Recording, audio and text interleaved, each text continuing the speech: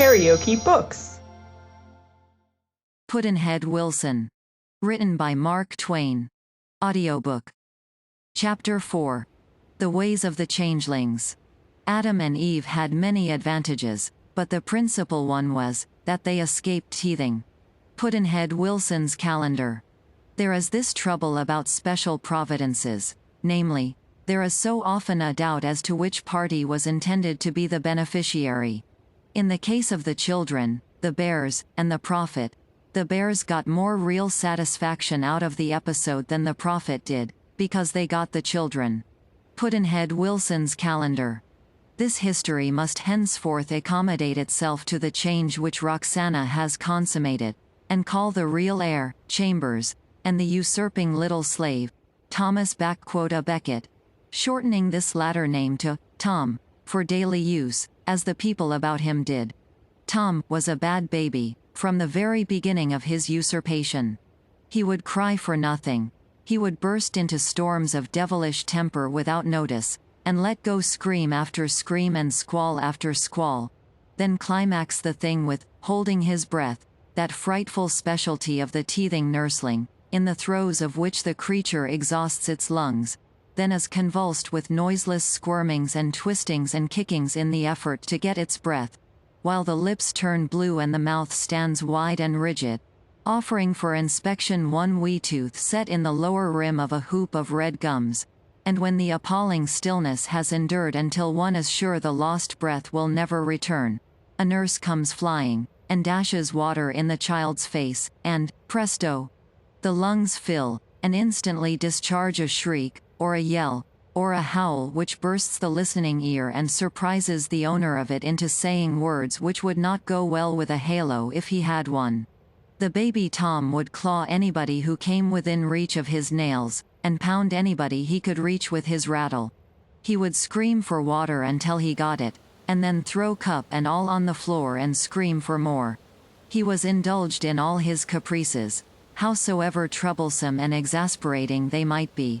He was allowed to eat anything he wanted, particularly things that would give him the stomach ache. When he got to be old enough to begin to toddle about and say broken words and get an idea of what his hands were for, he was a more consummate pest than ever. Roxy got no rest while he was awake.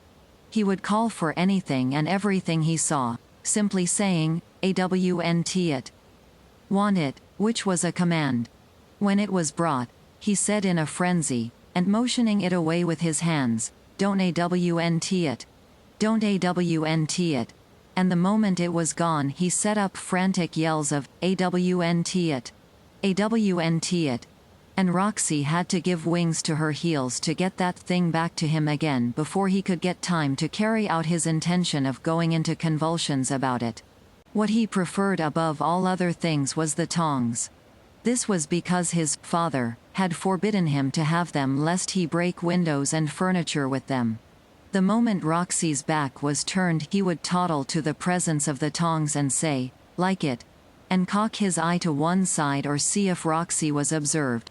Then, "AWNT it," and cock his eye again. Then, "Habit," with another furtive glacé, and finally, "Take it," and the prize was his. The next moment the heavy implement was raised aloft. The next, there was a crash and a squall, and the cat was off on 3 legs to meet an engagement. Roxy would arrive just as the lamp or a window went to irremediable smash. Tom got all the petting, Chambers got none. Tom got all the delicacies, Chambers got mush and milk, and clabber without sugar.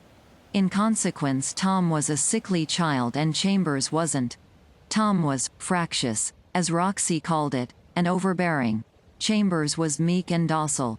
With all her splendid common sense and practical everyday ability, Roxy was a doting fool of a mother. She was this toward her child, and she was also more than this. By the fiction created by herself, he was become her master. The necessity of recognizing this relation outwardly and of perfecting herself in the forms required to express the recognition, had moved her to such diligence and faithfulness in practicing these forms that this exercise soon concreted itself into habit. It became automatic and unconscious. Then a natural result followed. Deceptions intended solely for others gradually grew practically into self-deceptions as well. The mock reverence became real reverence, the mock homage real homage. The little counterfeit rift of separation between imitation slave and imitation master widened, and became an abyss, and a very real one, and on one side of it stood Roxy, the dupe of her own deceptions, and on the other stood her child, no longer a usurper to her, but her accepted and recognized master. He was her darling, her master, and her deity all in one, and in her worship of him she forgot who she was and what he had been. In babyhood Tom cuffed and banged and scratched Chambers unrebuked, and Chambers early learned that between meekly bearing it and resenting it, the advantage all lay with the former policy. The few times that his persecutions had moved him beyond control and made him fight back had cost him very dear at headquarters, not at the hands of Roxy, for if she ever went beyond scolding him sharply for forgettin' who his young master was, she at least never extended her punishment beyond a box on the ear. No, Percy Driscoll was the person. He told Chambers that under no provocation whatever was he privileged to lift his hand against his little master. Chambers overstepped the line 3 times, and got 3 such convincing canings from the man who was his father and didn't know it, that he took Tom's cruelties in all humility after that, and made no more experiments. Outside the house the 2 boys were together all through their boyhood. Chambers was strong beyond his years, and a good fighter. Strong because he was coarsely fed and hard worked about the house, and a good fighter because Tom furnished him plenty of practice on white boys whom he hated and was afraid of. Chambers was his constant bodyguard, to and from school. He was present on the playground at recess to protect his charge. He fought himself into such a formidable reputation, by and by, that Tom could have changed clothes with him, and ridden in peace, like Sir Kay in Launcelot's armor. He was good at games of skill, too. Tom staked him with marbles to play keeps with, and then took all the winnings away from him. In the winter season Chambers was on hand, in Tom's worn-out clothes, with holy red mittens, and holy shoes and pants, holy at the knees and seat, to drag a sled up the hill for Tom, warmly clad, to ride down on. But he never got a ride himself. He built snowmen and snow fortifications under Tom's directions. He was Tom's patient target when Tom wanted to do some snowballing, but the target couldn't fire back.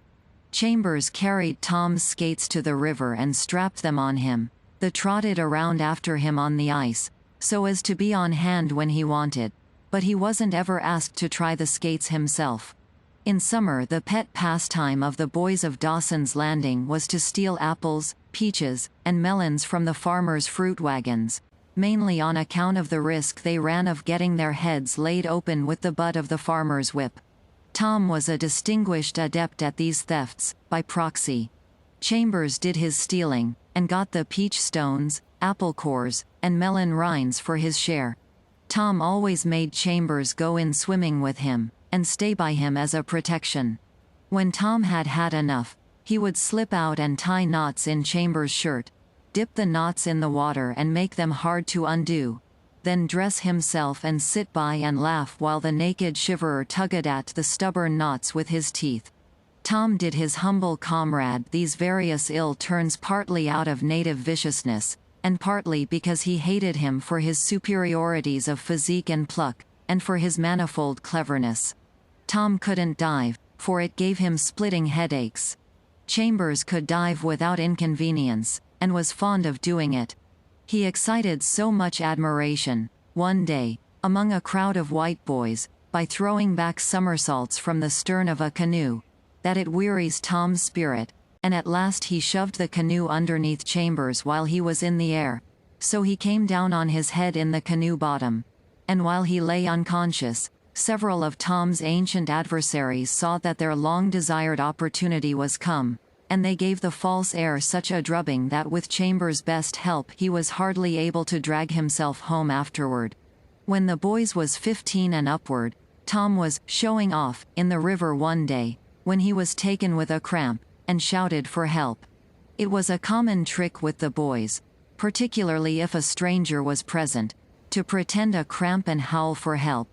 Then when the stranger came tearing hand over hand to the rescue, the howler would go on struggling and howling till he was close at hand, then replace the howl with a sarcastic smile and swim blandly away, while the town boys assailed the dupe with a volley of jeers and laughter.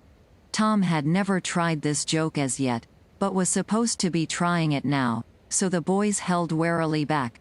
But Chambers believed his master was in earnest. Therefore, he swam out, and arrived in time, unfortunately, and saved his life. This was the last feather. Tom had managed to endure everything else, but to have to remain publicly and permanently under such an obligation as this to a nigger, and to this nigger of all niggers, this was too much. He heaped insults upon Chambers for pretending to think he was in earnest in calling for help, and said that anybody but a blockheaded nigger would have known he was funning and left him alone. Tom's enemies were in strong force here, so they came out with their opinions quite freely. They laughed at him, and called him coward, liar, sneak, and other sorts of pet names, and told him they meant to call Chambers by a new name after this, and make it common in the town. Tom Driscoll's nigger pappy, to signify that he had had a second birth into this life, and that Chambers was the author of his new being. Tom grew frantic under these taunts, and shouted, "Knock their heads off, Chambers! Knock their heads off! What do you stand there with your hands in your pockets for?" Chambers expostulated, and said, "But, Marse Tom, dey's too many of 'em, dey's. Do you hear me? Please, Marse Tom, don't make me. Dey's so many of 'em dat." Tom sprang at him and drove his pocketknife into him 2 or 3 times before the boys could snatch him away and give the wounded lad a chance to escape. He was considerably hurt, but not seriously. If the blade had been a little longer, his career would have ended there. Tom had long ago taught Roxy her place. It had been many a day now since she had ventured a caress or a fondling epithet in his quarter. Such things, from a nigger, were repulsive to him, and she had been warned to keep her distance and remember who she was. She saw her darling gradually cease from being her son. She saw that detail perish utterly. All that was left was master, pure and simple, and it was not a gentle mastership, either. She saw herself sink from the sublime height of motherhood to the somber depths of unmodified slavery. The abyss of separation between her and her boy was complete. She was merely his chattel now, his convenience, his dog, his cringing and helpless slave, the humble and unresisting victim of his capricious temper and vicious nature. Sometimes she could not go to sleep, even when worn out with fatigue, because her rage boiled so high over the day's experiences with her boy. She would mumble and mutter to herself, "He struck me and I warn't no way to blame, struck me in de face, right before folks. And he's allez callin' me nigger wench, and hussy, and all dem mean names, when I's doin' de very bes I kin. Oh, Lord, I done so much for him. I leaf him away up to what he is, and dis is what I git for it." Sometimes when some outrage of peculiar offensiveness stung her to the heart, she would plan schemes of vengeance and revel in the fancied spectacle of his exposure to the world as an impostor and a slave. But in the midst of these joys fear would strike her. She had made him too strong. She could prove nothing, and, heavens, she might get sold down the river for her pains. So her schemes always went for nothing, and she laid them aside in impotent rage against the fates, and against herself for playing the fool on that fatal September day in not providing herself with a witness for use in the day when such a thing might be needed for the appeasing of her vengeance-hungry heart. And yet the moment Tom happened to be good to her, and kind, and this occurred every now and then, all her sore places were healed, and she was happy and proud, for this was her son, her nigger son, lording it among the whites and securely avenging their crimes against her race. There were 2 grand funerals in Dawson's Landing that fall, the fall of 1845. One was that of Colonel Cecil Burleigh Essex, the other that of Percy Driscoll. On his deathbed Driscoll set Roxy free and delivered his idolized ostensible son solemnly into the keeping of his brother, the judge, and his wife. Those childless people were glad to get him. Childless people are not difficult to please. Judge Driscoll had gone privately to his brother, a month before, and bought chambers. He had heard that Tom had been trying to get his father to sell the boy down the river, and he wanted to prevent the scandal, for public sentiment did not approve of that way of treating family servants for light cause or for no cause. Percy Driscoll had worn himself out in trying to save his great speculative landed estate, and had died without succeeding. He was hardly in his grave before the boom collapsed and left his envied young devil of an heir a pauper. But that was nothing. His uncle told him he should be his heir and have all his fortune when he died, so Tom was comforted. Roxy had no home now, so she resolved to go around and say goodbye to her friends and then clear out and see the world. That is to say, she would go chambermaiding on a steamboat, the darling ambition of her race and sex. Her last call was on the black giant, Jasper. She found him chopping Pudd'nhead Wilson's winter provision of wood. Wilson was chatting with him when Roxy arrived. He asked her how she could bear to go off chambermaiding and leave her boys, and chaffingly offered to copy off a series of their fingerprints, reaching up to their 12th year, for her to remember them by. But she sobered in a moment, wondering if he suspected anything. Then she said she believed she didn't want them. Wilson said to himself, "The drop of black blood in her is superstitious. She thinks there's some devilry, some witch business about my glass mystery somewhere. She used to come here with an old horseshoe in her hand. It could have been an accident, but I doubt it." KaraokeBooks.